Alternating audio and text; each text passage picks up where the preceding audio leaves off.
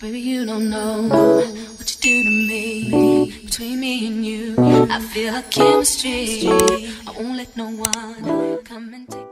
What's good, YouTube? I'm back with another video. I'm sitting on my living room floor because I broke my Diva ring light. And this is the spot right now that has pretty good lighting. So here is where I shall sit. So today I want to tell you guys about the time I had a stalker. That's right, ladies and gents. I was young and naive. So some of my thinking when this happened was very stupid. I got this hood up also because my hair is a freaking mess and I probably look like a creep myself right now. But let me get started. So it was 2016, 17. I lived in an apartment complex. It wasn't a building, but more just like, yeah, just an apartment complex. You know, your front door, you go out, you're outside. You don't got to worry about going down the stairs, getting out the building, whatever. I worked as a receptionist in a facility that's very utilized by my community. Very heavy traffic, Monday through Friday, every week of the year. When I would work at this place, people would come in a lot and then leave. And again, I was a receptionist, so I was like right there. So this person that stalked me, I am not gonna say names just because I don't want to exploit them like that. I don't know if exploit's the right word, but share that information just because even though they invaded my privacy and made me feel very uncomfortable, I don't want people to come and attack them. So this person was kind of an acquaintance from high school. I wouldn't necessarily say friend, but I live in a very small community and I went to a very small high school, maybe like 300 students at the most, if that. So yeah, very small. So anyways, when I would see this person at this facility, you know, they would stop in every now and then, maybe like once every month or twice, I don't know.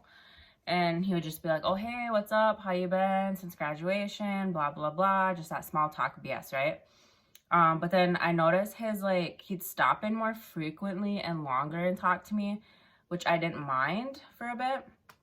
But then as time went on, and mind you, this was like all within maybe 6 months, or a year, his conversations would start to get very inappropriate. Like things that people generally wouldn't share about their lives or like just their privacy of what they're going through at the moment. And even my coworkers would overhear some of the things he would say, and they would say like, he's being very inappropriate, he's being very disgusting, and I couldn't agree more. But mind you, I think this person's like not all there in the head, but it wasn't like totally obvious.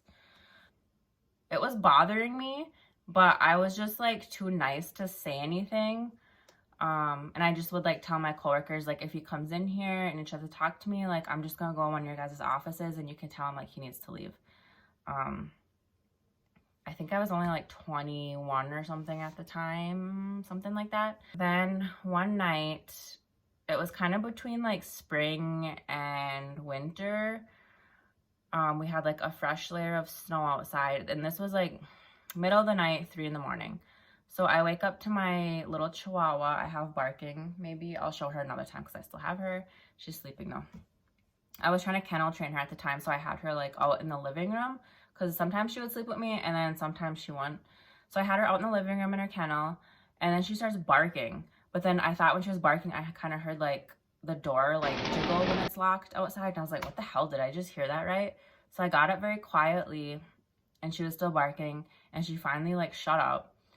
And then I peeked outside because outside, not outside, my front door was next to like this big like tall glass window, and I would put curtains over that. And my door didn't have like, it just probably had a peephole. It didn't have any like glass window stuff on it. So I peeked through there and I saw like fresh tracks, like shoe prints.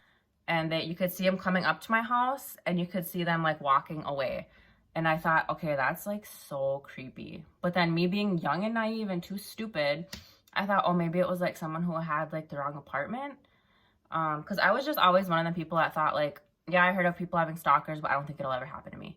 Same day, like 7:30, I was getting ready for work, getting my child ready for work, and someone of my child's relation was coming to pick her up and take her to school because I had to go to work like ASAP.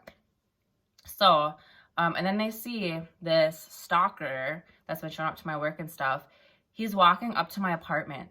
And then so they go out there, he tells them something, blah, blah, blah. But I didn't see who it was until like he was walking away into the woods. Make it even more creepy, right? So then I go to work and it was bothering me. So I told my boss like what's been going on. And she's like, you need to go to the police. Like you need to file a report, get a restraining order, whatever. And I was so like, I just didn't want the drama, okay? I didn't want to go through a court process. I didn't want to pay for fees and stuff. I was just like, oh. So I'm glad I did though. So I tell the police who took my report everything, write it down, like write down witnesses. Oh, I skipped an important part. So when that relation of my daughters went to go tell him something, he apparently told him, he's like, I was trying to go to so-and-so's apartment. And this person did live like 2 or 3 apartments down from me, but still it was kind of like, So, but then the strange thing was, instead of walking, after he told him something, instead of walking to that person's apartment, he starts walking away into the woods, right? So anyways, I tell the police what happened, and then he investigates it. He confirms that what the person said was a lie, the excuse about the apartment. And also the person that he claimed to be visiting, it was my cousin. So I messaged him and I was like, hey, are you friends with so-and-so? Because this happened. I told him everything. And my cousin was like, no, what the hell? He's like, I don't even talk to him. Like, we were never even friends or anything. So then that just made me feel even more uncomfortable. And I'm really glad, like, the cop started charging him. At this point, I was just like, I just wanted to be done and over with the situation, right? I was like, I'm so over it. Like, I wanted to wash my hands of it, right? So then, like, they were sending me letters and stuff. I think this person might have did time, just like a couple months or whatever. They would send me letters like with updates, like so-and-so's in the process of being, I don't know, the legal mumbo jumbo, right? Being charged, whatever. But I wouldn't really check those because, again, I just didn't want nothing to do with it. But ever since this incident, I always lock my doors now. Like, even during the day, I have it locked. And that's just for my own safety. Like, being a young woman and especially having children and a family I need to protect and living in a not so good neighborhood, I just always want to take that extra step to be safe and keep my doors locked. Windows too, obviously.